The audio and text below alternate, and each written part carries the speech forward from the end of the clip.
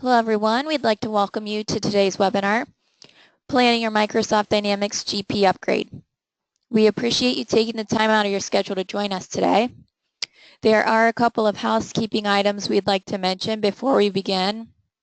All attendees are in listen-only mode.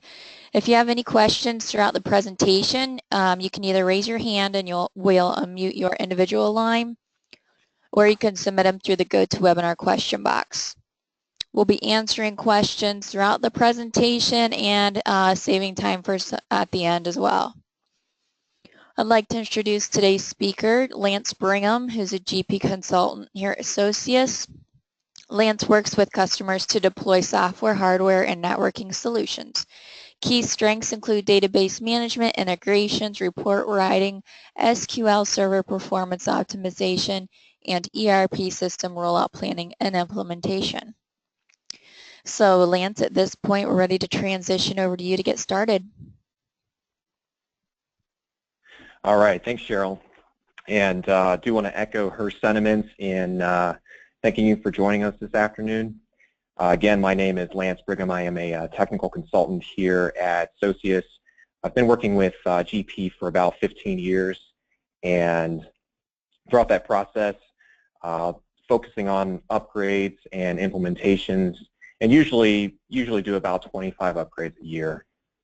So the purpose of this is really to start the conversation for your upgrade. Obviously, if you're attending this, then you're at least considering moving forward with an upgrade. So I want to start that conversation, and I think a good place to start that conversation is in reviewing the GP product roadmap. Now, this doesn't directly play into your upgrade, but I think it's a good idea to at least review this periodically once a year or so. Microsoft tends to release an updated product roadmap once every year. And it's a good opportunity to kind of, I guess, get into Microsoft's head a little bit in terms of the direction that they're taking with the product and seeing what they have in store. This one in particular was released by Microsoft in the fall of last year, and probably going to be releasing a new one here in the next few months. But the couple things I want to draw out from this.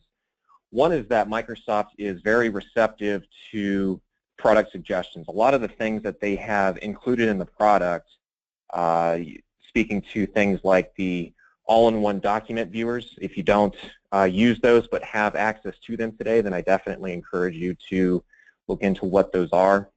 It certainly makes looking at documents that flow through the modules within GP, whether it's sales order processing, purchase order processing, through to AP, AR, and GL, makes that process a little easier. It's definitely challenging in some cases to look at the document as it flows through those modules to get an idea of a complete picture of what it's gone through. And then workflow has also been a key area focus of GP. Microsoft in GP in the last few versions, they released their first iteration of that in GP 2013 and have continued to add in enhancements to workflows as we've gone along. They started with requisition management, putting that into the core product, and they've since added many other areas for workflow in GP. The other thing, too, is that the timing cadence for releases from Microsoft for GP has been condensed, as you can probably tell from this. If you've been using GP for a while, I don't know if you'd agree with me, but I think there was possibly a little bit of stagnation with GP 10 and 2010. I think there was, in some cases, 2.5, 3 years between releases. And you can see from this that that's now, it's been roughly a year and a half between major releases. And then 9 months after a major release, they've released R2. So you can kind of follow that through, and that's played out up into where we are today with GP 2013 and then 2013 R2 through to 2016 now. They are anticipating GP 2016 R2 to be released towards the end of this year or possibly early next year. GP 2016 itself was released in May. So you can see that looks to be continuing to play on, even with what will be probably GP 2017 towards middle to late next year. The other thing that this also demonstrates is that it's not going to take as long to fall behind in terms of the version of GP that you're running, which that alone isn't necessarily a bad thing, but the reason that I think that's worth calling out is that when you do decide to upgrade, there's potentially going to be more effort involved if you have to skip through, several versions of GP. In the past, you were fairly safe, I would say, waiting 5, maybe even 6 years between upgrades of GP. And with this, that might need to be reviewed and perhaps changed to maybe every 4 or 5 years potentially. 5 years the latest, and then preferably 4 years. But definitely something to at least think about. So why upgrade? Obviously, the first reason would be new functionality and new functionality and features in GP, especially if you're coming from GP 2010. There's been a lot of new features in GP 2013, 2015, and 2016. If you haven't taken a look at those, definitely encourage you to do so. There's a lot of reasons primary reasons that companies choose to upgrade. Sometimes it's out of necessity. So maybe you're using GP 10 today, and you've just been told we need to migrate to a new server. In that case, you have to upgrade GP because the new server is probably going to be running new versions of Windows Server and SQL that GP 10 doesn't support. So if you're doing it out of necessity, definitely take a look at what those new features are. And it's very, very likely that there's new features that your business can take advantage of and increase the value that you're getting out of the system. So from a supportability perspective, we strongly suggest that you maintain a version of GP that's still under mainstream product support. So you can see that that ended for 2010 in October of last year. 2013 through 2018, you can see how that kind of plays out with 2015 and 2016 through 2020 and 2021. And then the next reason, which is somewhat unique for customers that would be upgrading from 2010 or lower to 2013 or higher, is that the licensing model has changed. And there's a lot of nuances and it can be complicated, but to make a long story short, the new licensing model benefits customers who currently run GP 2010 or lower by basically grandfathering you into the new model, and at the end of the day, you're getting additional modules that you may not own today at no additional cost for your annual maintenance renewal. If that is an area that you are interested in, then strongly suggest that you get in contact with your Socius account manager, or at least reach out to a consultant at Socius that you work with, because there's sometimes some strategy involved with acquiring a module before upgrading from GP 2010 or lower to 2013 or higher, because it could play in your benefit grandfathering into a potentially higher tier to take advantage of all the modules within that tier. So again, it's a little involved. If it's something that you are at least considering, or if there's any interest in at all, then just check in with us before you actually upgrade so that we can do what makes the most sense and is the most cost effective. So when you are in the process of planning your upgrade, these are some considerations to take into account from your perspective, potentially before reaching out to Socius to start the upgrade process. First and foremost, you want to identify who the key resources are within your organization that would be involved in the upgrade. Usually at a minimum, there's going to be 2.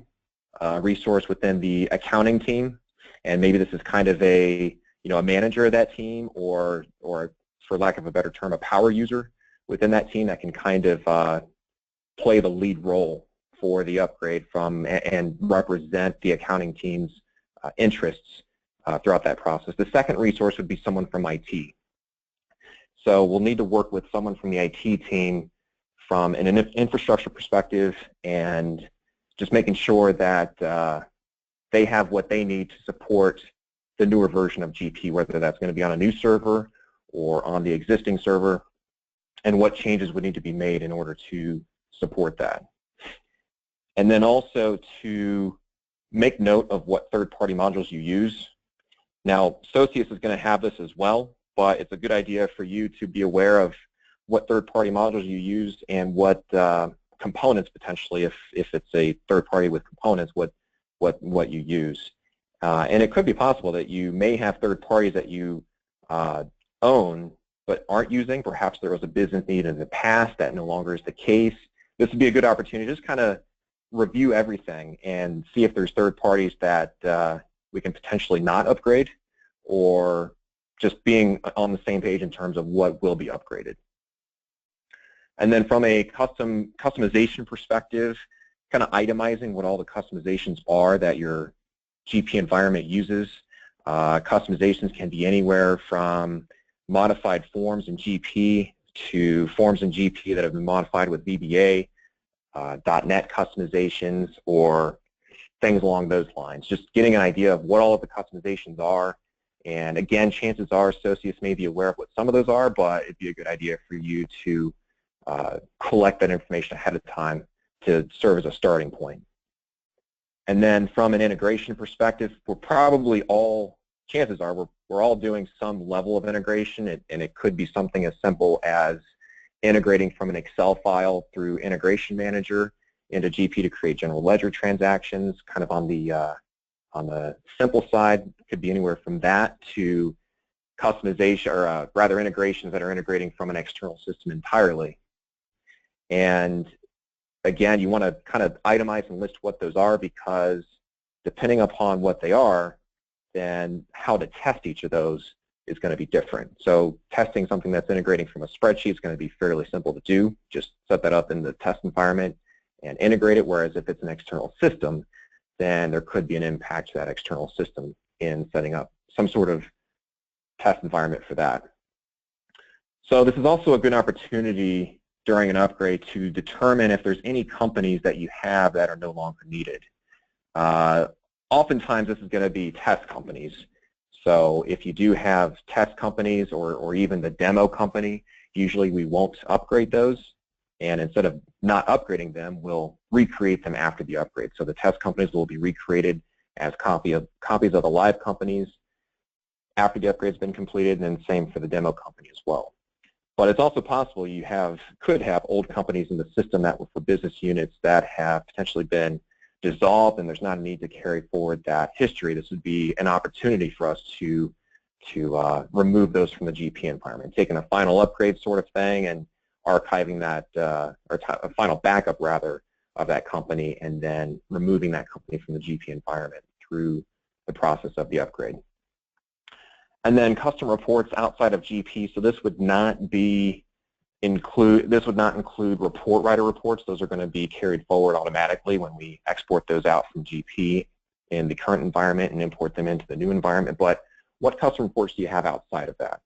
So usually it's going to be something along the lines of SQL Server Reporting Services reports or Crystal reports. So it doesn't happen often, but occasionally we will go through an upgrade and a report that potentially was done in Crystal reports was forgotten, and then you realize it's no longer reporting accurate data because it's potentially pointing to the old environment. So just make sure you have an idea of what all of those custom reports are. From a training perspective, Socius will provide new feature training on the versions that you're upgrading through and then to. So if you're coming from GP 10, we'll go over what all the new features are from 2010 through 2016 if you're upgrading all the way to 2016. But this would also be, again, a good opportunity to think about potentially other areas that training would be beneficial to have conducted. Maybe there's been some turnover in the group that uses GP and could use some refresher training, or maybe there's a module that you don't feel like you have the comfort level that you should have. For example, fixed assets or one of those other ancillary modules. This would be a good opportunity to, since we'll be conducting training anyway, to also conduct training on those areas. So from a budget consideration perspective, some things to think about here: consulting services with Socius, and not necessarily even just Socius, but if you have an IT team that's outsourced, then throughout this upgrade process, then we'll potentially be needing to leverage those resources. So, and they may have their own, depending on what your agreement is and the setup that you have with that company, there will be impacts there. So that's going to be one area to certainly consider. And then from a licensing perspective, this isn't referring to licensing for GP. As long as you're current on your annual maintenance renewals for GP with Microsoft, you're entitled to the latest version of GP. But what this is referring to is if we are moving to a new server, there could certainly be licensing impact from the perspective of Windows Server, Office, or SQL. Those would be probably the three big areas. If you use a terminal server, then terminal server licensing comes into play as well. So hardware as well, same idea. If we are moving to a new server, then obviously there would be potentially an impact to the budget from the perspective of procuring the hardware for that. Of course, in this day and age, you almost need to use hardware and server in quotes because it could be a virtual server. So you may not be absorbing an immediate cost from spinning up a new server, but there's a cost in consuming additional resources from a virtual host if the new server is a virtual server. From a customization perspective, this is kind of under the consulting services umbrella, but if you do have customizations, they'll at least need to be reviewed. And then if it's a dexterity-based customization, at a very bare minimum, it'll at least need to be recompiled into whatever the version of GP is that you're upgrading to. But if there's been major changes for whatever that customization works with, then there could be some impacts there as well. So post-upgrade projects, it could be that the motivation for upgrading is potentially you're getting modules that you intend to use that you don't own today, but you will be getting as part of the licensing change. So just bearing in mind the, and obviously we can work with you to determine what that would entail from a Socius involvement perspective. But if you did intend on, for example, implementing fixed assets after the upgrade, then that would obviously be something that you would need to take into account from a budget consideration perspective. So touched on this a little bit from a hardware or server planning perspective. You may be in a position, depending on what you're upgrading from in terms of your GP version to whatever version of GP you're upgrading to, you may not need to potentially change the existing server. But I will say that upgrades are a good time to also migrate to a new server as well. And the reason why is because when you migrate and upgrade, the server you're moving to can serve as a test server initially. So we spend the time kind of up front to go through the installation and configuration of that server. And then when we do the production upgrade, we're essentially doing the same thing. So, is now a good time to upgrade or migrate the GP environment to a new server? You may have to upgrade anyway, and if you do, then it probably makes sense to also, absorb that hit now and migrate that to a new server too. Kind of the same idea with SQL Server. You may be on for example, if you're on GP 2010 today with SQL 2012, well, SQL 2012 is supported by both GP 2010 and GP 2016, so you may not need to upgrade SQL, but it's a good idea to be on the latest version of SQL. So another decision that we also are involved a lot in is whether to take a terminal server approach or a local installation approach with your GP clients. And it's hard to say what makes the most sense, but usually it's somewhere around 10. And this is kind of just, from my perspective, if you have 10 local installs, then it may be worth looking into what would be involved with adopting a terminal server approach. So instead of having 10 local installs, you have just one install on a terminal server that users then go into and use GP from there. But again, going back to the licensing impact, you're now looking at potentially needing to license Office differently, and then obviously you have a new server, potentially, unless it's an existing terminal server, and licensing on terminal services itself, which are all different areas that would need to be looked at. And then, so web client is something new with GP 2013 or higher. And if you are moving forward with web client, then it does require its own web server running IIS. So definitely that would need to be taken into account as well. We can work with you to determine what the needs and requirements are for the web client environment to determine what kind of horsepower would need to be in place on that. And then this is an opportunity too to look into maybe moving the GP environment completely off premise and into the Socius cloud. We have a Socius cloud environment, and I don't know the exact number offhand, but I believe we have somewhere around, I want to say between 80 and 100 GP environments that we host for GP customers. I could be off on that a little bit, but it's somewhere in that neighborhood. So we have a well-established cloud environment with many companies using this daily.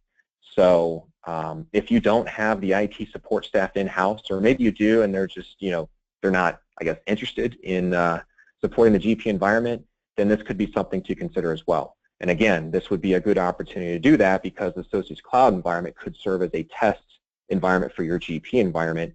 And then when we do the production upgrade, we basically move your GP environment from being on-premise into the Socius cloud, and then GP users from that point on would be using GP from the Socius cloud.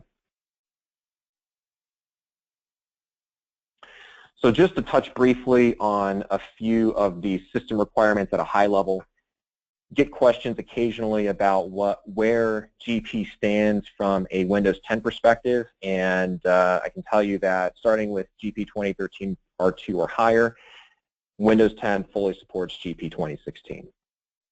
Or rather, Windows 10 fully supports GP from 2013 R2 or higher. So no concerns there. And then from a Windows Server operating system perspective, GP 2016 is going to support Windows Server 2016 out of the gate, which I think the last read from Microsoft was that was anticipated sometime in Q3. So Windows Server 2016 isn't out yet. If your business is intending to be cutting edge and move to that, then in order to be on a version of GP that supports that, it would need to be GP 2016. GP 2015 and 2013 will probably support GP or Windows Server 2016 with a hot fix or update to those, but as of today, it does not support Windows Server 2016. So this table is a little more involved. There are very specific versions of SQL that GP supports, and one of the big reasons that we at Socius, and for that matter potentially the technology teams at the companies we work with need to be concerned about this, is because you can tell by looking at this, if we're upgrading from a very early version of GP, GP 10 for example, we may potentially need to have multiple versions of SQL in place to upgrade through from GP 10 to GP 2016 if we're upgrading all the way to GP 2016. So we'll work with your team to determine what the upgrade path is, but just be aware that if you are upgrading from GP 10 or even GP 2010, there might be a few intermediary environments that would be needed as part of the upgrade process. But again, we would work with you to map that out. And then finally, from at least a supportability perspective with Office, then probably the only call out here is that GP 2016 does not support Office 2010. And then for that matter, GP 2015 does support Office 2016, but requires R2 or higher. So kind of going back to what was mentioned on the page with SQL Server support, this is the upgrade paths for GP. And again, we would work with you to determine, we're not going to expect you to know this, but it might be a good idea for you to at least understand it to a high level to determine what would need to be in place to upgrade from a given version of GP to 2015 or 2016. So for example, if you're on GP 2010 SP2, which I believe is 10.00.1193, then the very first thing we need to do is update to GP10 SP5, which is 10.00.1868. And then from there, we can go to 2013, which is version 12. Here you can see that Microsoft got a little out of sync with the versioning, but starting with GP 2016, the year of the version of GP finally matches the version number. So it's at least less confusing, I guess. But in any case, so the upgrade path in that case, if we were starting from GP 2010 SP2, would be GP 2010 SP2 to SP5, and then from there to GP 2013 R2, and then from there we could go to GP 2016. Usually Microsoft gives you the ability to skip a version when you upgrade, which in that case would be skipping GP 2010 and GP 2015. So just in summary, as far as what's not supported, really no surprises here. At least there shouldn't be. XP and Vista haven't been under mainstream support from Microsoft for a while now. Same thing with Windows Server 2003. I think that finally saw the end of its life in 2014. SQL 2008 is no longer a supported version of SQL, which might be a little confusing because Windows Server 2008 still is, but SQL Server 2008 is not. And then Office 2010 is no longer supported as of GP 2016. And then for Business Portal, a few things to call out there. If you are currently using Business Portal, GP 2013 is the last version of GP that supports it. So if you are using that for project time and expense, the HR self-service or requisition management, what Microsoft has done is taken those interfaces that were in Business Portal. They're now in the core GP product. So you could go into GP 2016, the full client, and you'd be able to pull up windows to enter project time, project expenses, do the human resources self-service for employee self-service, and then requisitions. So they're now in the core GP product, and then the web client is intended to serve as the replacement for users accessing those areas. So that has a lot of impacts. Probably the biggest is that you might have, there's been a few environments that that we have deployed that have hundreds of users that use Business Portal. What that now means, or would mean, is that you'd have hundreds of users now using the web client. So instead of taxing your SharePoint server, which Business Portal is a part of, they're now going to be taxing that web client server. That also means that you would have that many users in GP as well. So it's a bit, can be a bit of an involved miniature project in and of itself, but we can work with you to determine what you're using Business Portal today and then what it would look like migrating to the web client and then what would need to be in place from a resource perspective. The one nice thing about web client is it does have a scalability and load balancing approach, so you can have multiple web client servers if that were, of course when I say web client server I'm really referring to the IIS server that web client sits on. So again, that's something that we can work with you on to determine.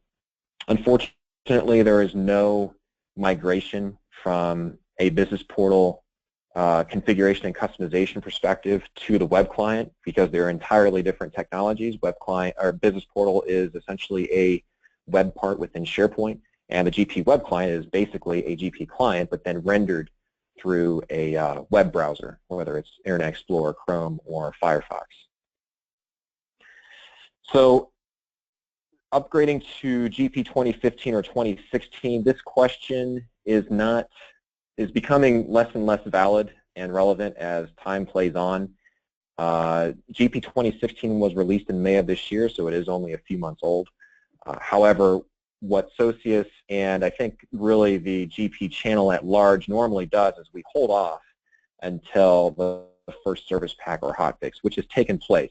Microsoft released the first hotfix for GP 2016 in June. So we're actively working with companies today to upgrade to 2016. We've completed a number of upgrades as well to 2016.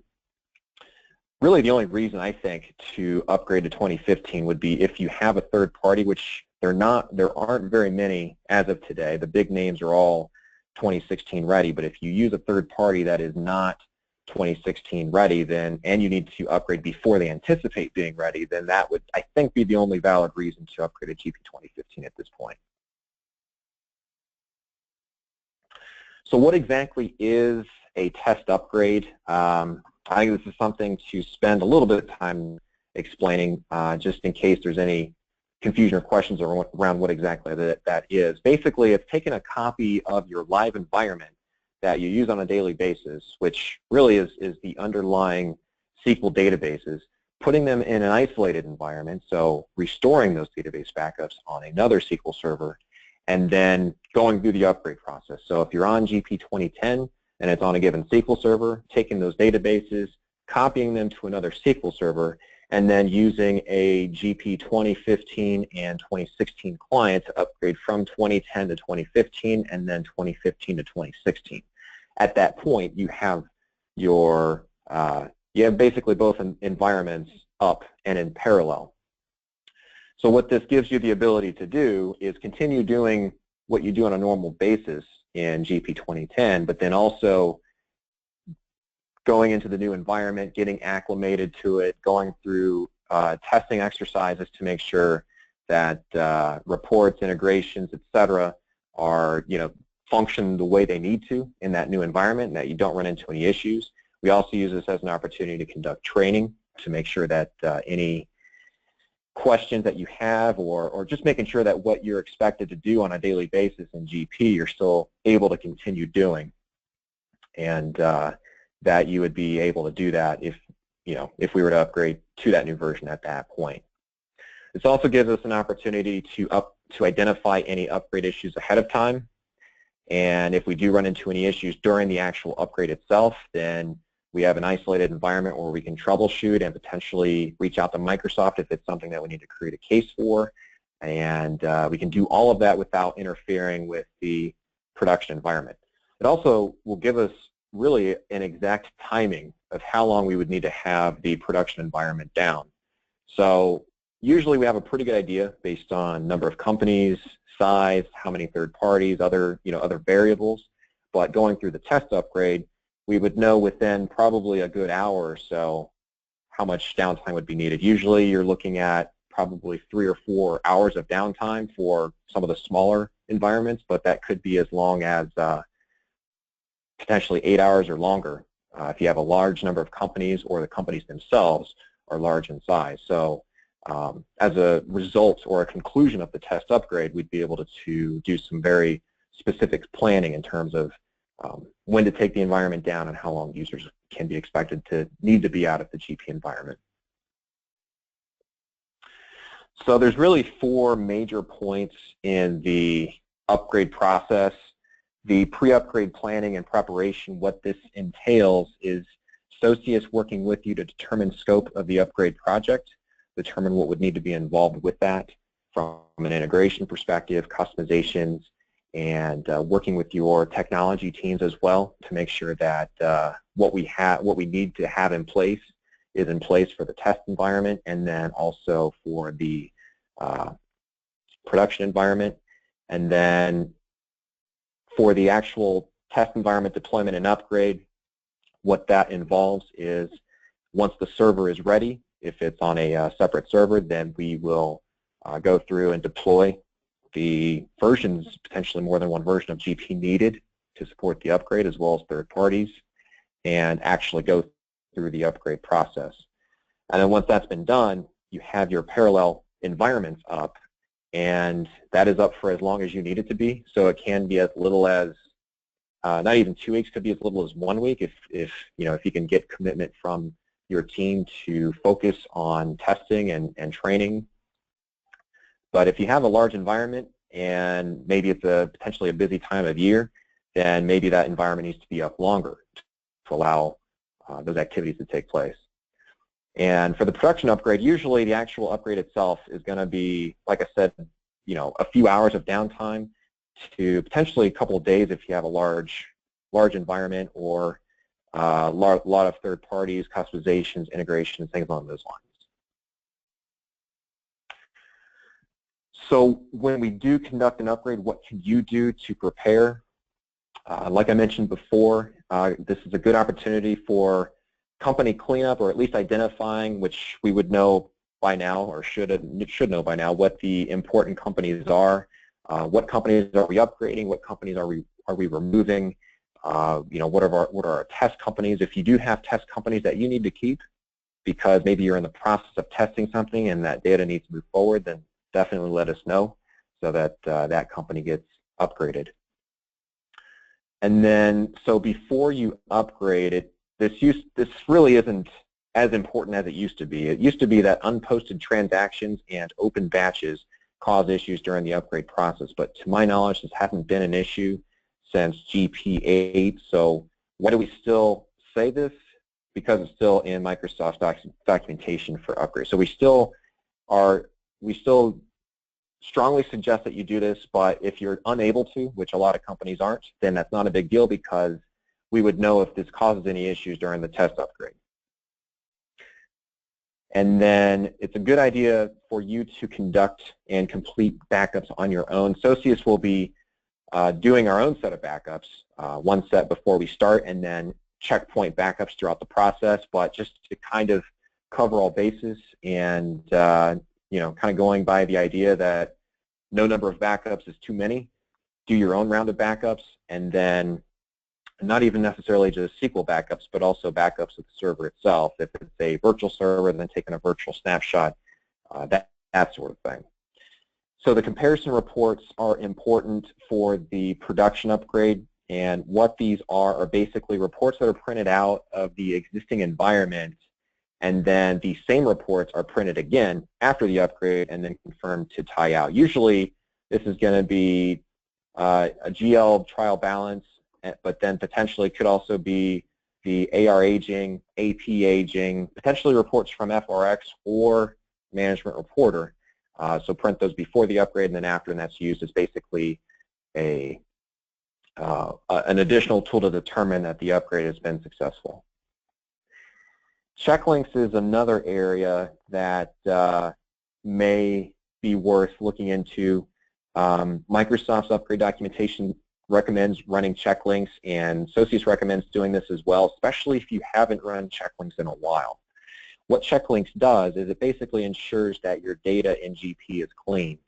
And by clean, we mean that if there's a record in one table, that assumes there's a record in another table. For example, a order line table and an order header table. It's basically making sure that those order line records have a corresponding order header record. So that's the same idea, but then across the entire database and all tables and all modules. So before running checklinks, it's very important to run a round of database backups. All users must be out of the system as well.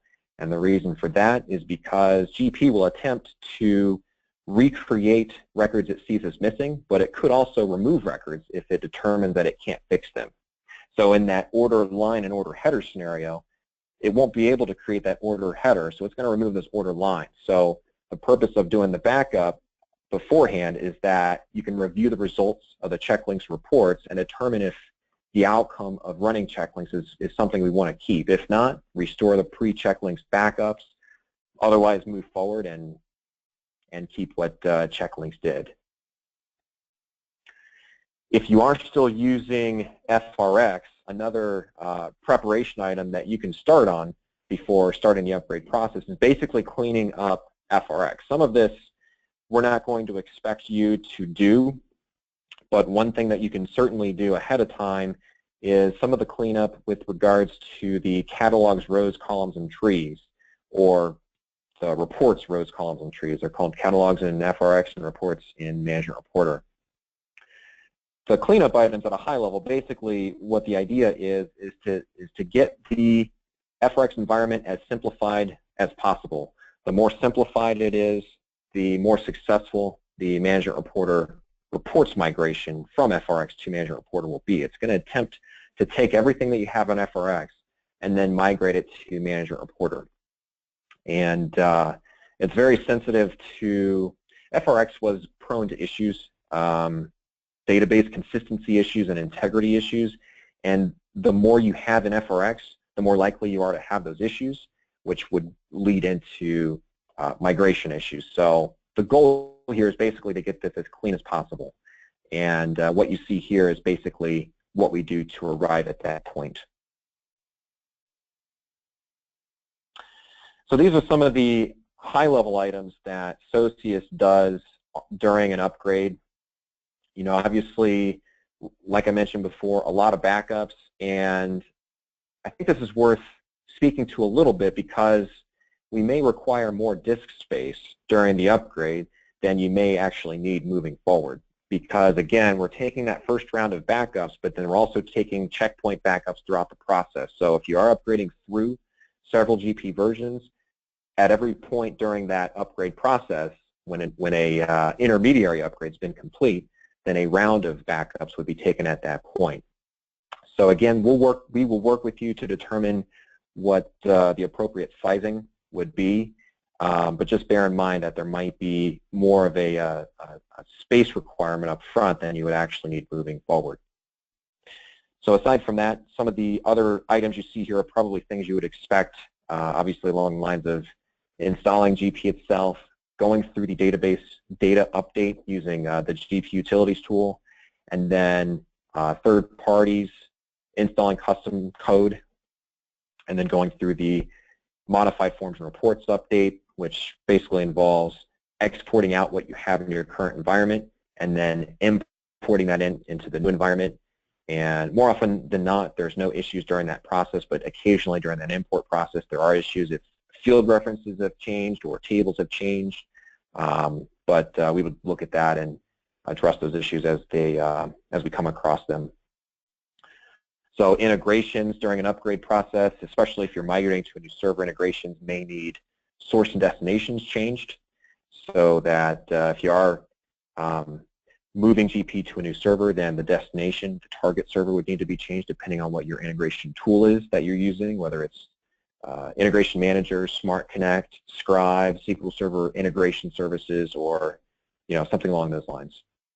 And then updating custom reports. I mentioned before that occasionally it does happen where a report that Socius was not made aware of and perhaps the company that we're working with forgot about, but going through all the reports and making sure that the source for those reports are updated to be the new environment.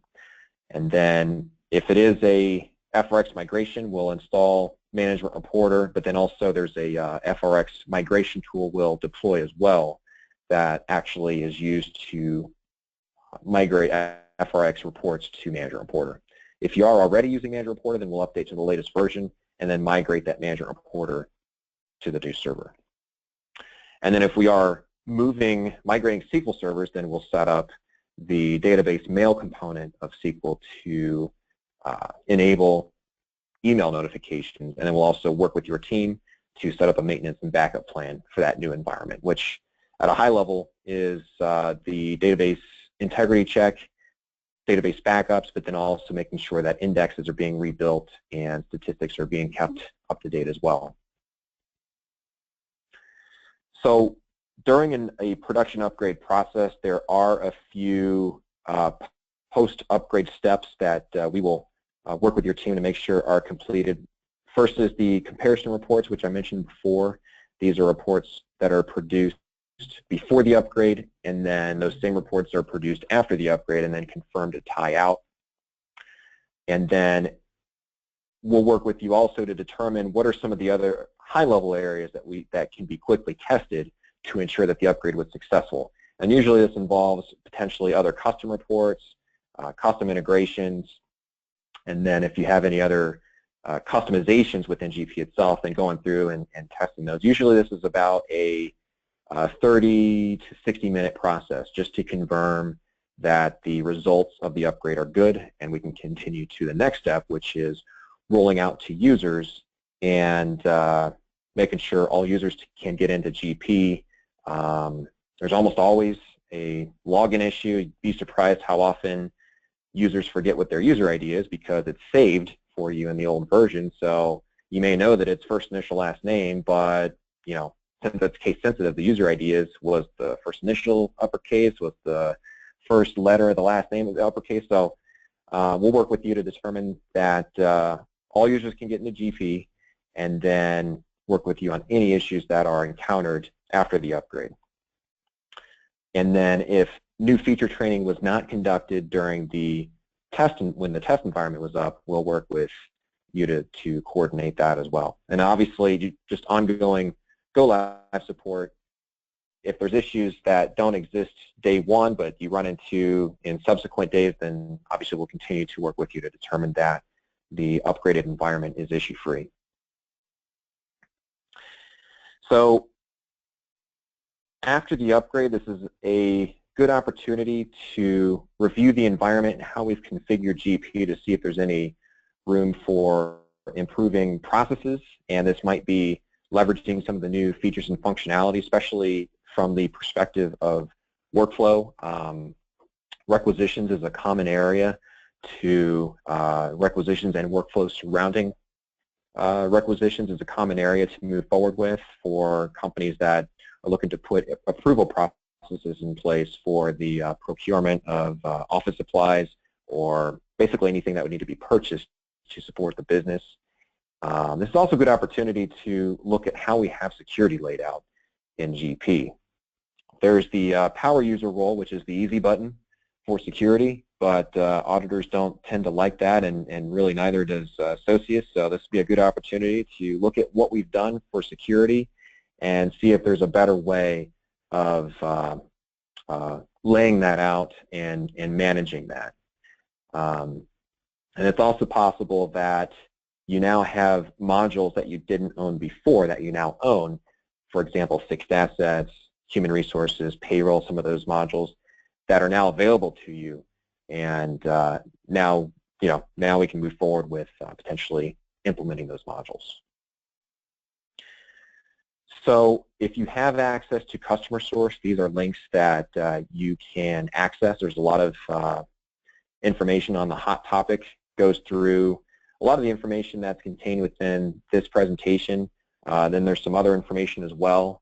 So if you are planning to upgrade here soon, then I'd suggest reaching out to these links and using the information provided there to better prepare you for going through with the upgrade. So with that, I will turn it over to Cheryl. Great. Thanks, Lance. Just a reminder to everyone, if you have any questions, you can either raise your hand since your lines are muted and we can unmute your line, or type them into the GoToWebinar question box, and I will field those questions over to Lance. And we do have a couple of them coming in right now, so we're going to address this slide before we jump into those. Our next GP user webinar is going to be on September 13th, streamlining your quote-to-cash process using GP. The GPUG Summit is also coming up. It's going to be in Tampa, Florida in October. We do have a 10% off registration price for all of our clients, so please let us know if you're interested in registering, and we'll give you that code and also let you know some of the Socius specific events that we'll have going on during that week. A couple of promotions. We're running $1,000 off E1 Smart Connect through September 30, and K-Commerce is offering first 3 months of hosting charges free through December 16. So let's see, Lance, here's a question. We have GP 2013 on a terminal server with Office 2010. If we got new workstations with Office 2016, will we still be able to import and export files, or will we only be able to do that within the terminal server only? That is a good question. So GP is going to use the Office that exists in the same environment. So if it is that environment where you have Office 2010 on a terminal server and Office 2016 on your local workstations, GP is going to attempt to use Office that's on the terminal server. So in that case, we would run into issues with GP 2016 and Office 2010 being on the terminal server. But yeah, that's definitely a good question. What will take the place of Forecaster? That's another good question. So Microsoft has, for those of you who don't know, Microsoft has made the statement that Forecaster for 2016 is no longer supported. They've been there's been some kind of head fakes, I think, I guess I'll put it that way, in terms of what they were going to do with Forecaster, and they committed to no longer supporting it from GP 2016 and forward. So what is replacing it? There are some third parties out there that really have been in place for a while, but I foresee some of those third parties to fill that gap.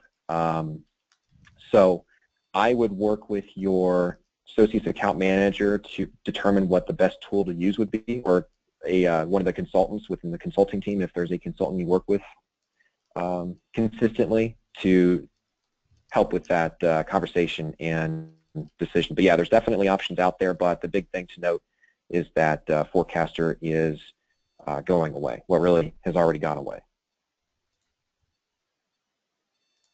So thank you for that question.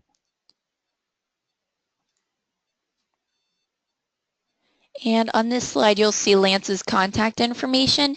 If you do have any questions after today's presentation, you can reach out to him directly. His phone and email are listed. And it looks like questions are slowing down, so we're going to stay on the line for a couple more minutes. But if any of you would like to drop off, we appreciate you joining today, and have a good rest of your day and evening.